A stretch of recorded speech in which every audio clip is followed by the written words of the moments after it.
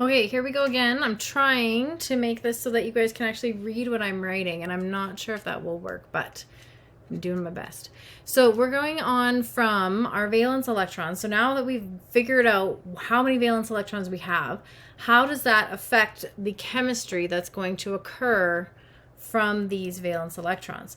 So the first question we have is, how do atoms form bonds by giving away or taking in electrons? And so that is going to be the foundation for our ionic bonding. So how do ions form bonds? By lending and borrowing electrons. How does that even happen? So first of all, our main vocabulary that we need to know for this section is charge and valence electrons. So we know that a charge would be an uneven number of protons and electrons, because when they're even, we have an atom. So when they're uneven, we're going to have too many protons and therefore a positive charge, or too many electrons and then we'll have a negative charge. So an uneven number of protons and electrons. Okay, and then our valence electrons are our outermost electrons, and that orbit furthest from the atom's nucleus. So that's enough information to get us going and get us started. Now I do realize that it's still a little bit hard to see what I'm writing. These will be posted afterwards, and I will post them with typing so that if you can't read my writing, you at least know what it is. But hopefully this helps you a little bit as we go through. Okay, so topic question 1. What is an ion? This is what this whole section's about. Like 90% of our unit is making ions, making ionic compounds, how those happen, what they mean. So this is very important and very key. It's a very simple thing. An ion is any atom that has either gained or lost electrons and has a charge. It's not supposed to be anything hard. So an ion is an atom that has gained or lost electrons and now has an electronic charge. In simple terms, atoms are neutral and ions are charged.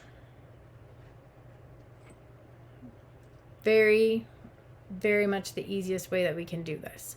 So, how do you get an ion? How do you make one? So if we go and we start with our lithium, and the reason why we always seem to be starting with lithium is it's because it's one of the easiest one, because it only has 3 protons and 3 electrons. So you're not staring at a whole bunch of dots. This works on every other one as well. It's just trying to give you this most easiest to look at. So we know right away that a lithium atom has 3 protons and 3 electrons. It is neutral.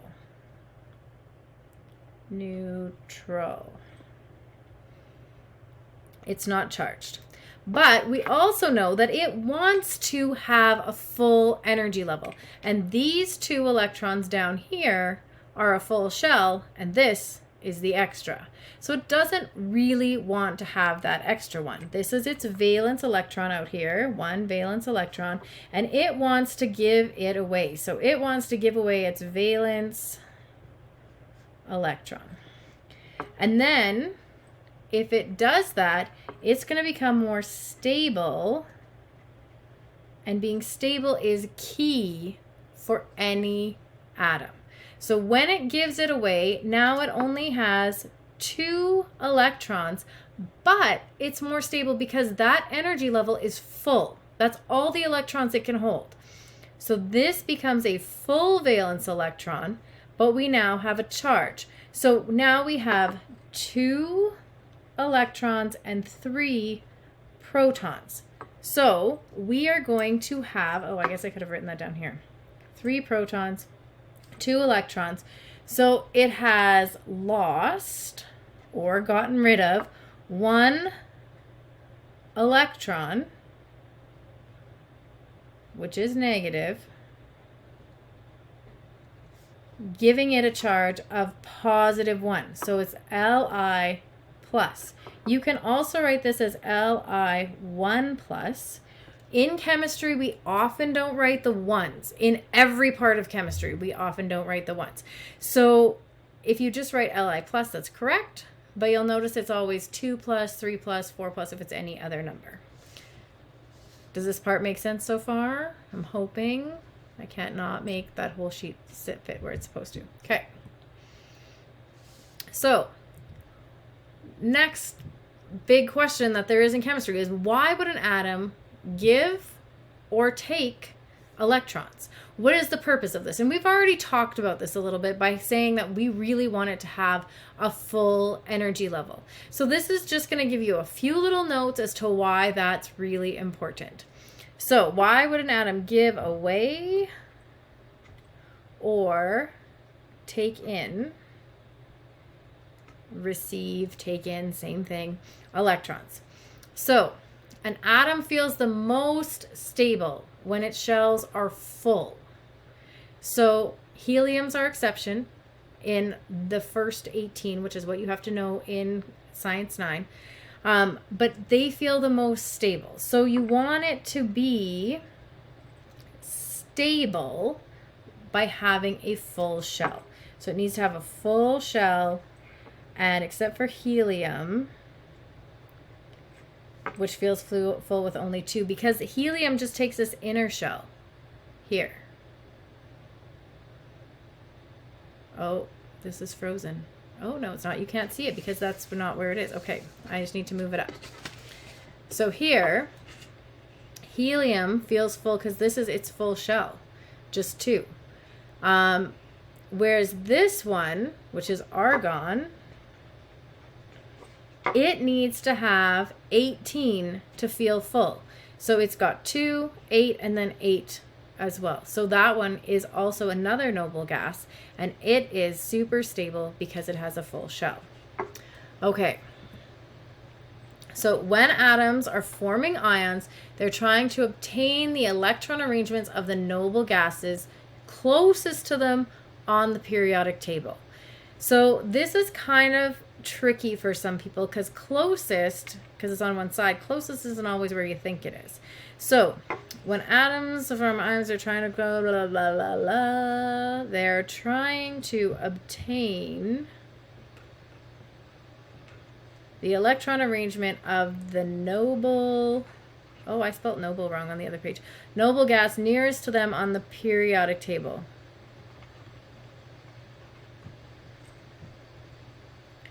So these are our noble gases. So the closest one for these two is actually this top one here. And these ones would be the second one here. And these ones go that way. These ones go this way. But these ones swing around and go up one. It's a little bit confusing. So the noble gases, they are important because they already have their 8 valence electrons, or they have a full shell. It's super important. So you can think of them as the snobs, which I love. They're the snobs because they don't want to interact with anybody else. They don't form any bonds. They are very much in their own area.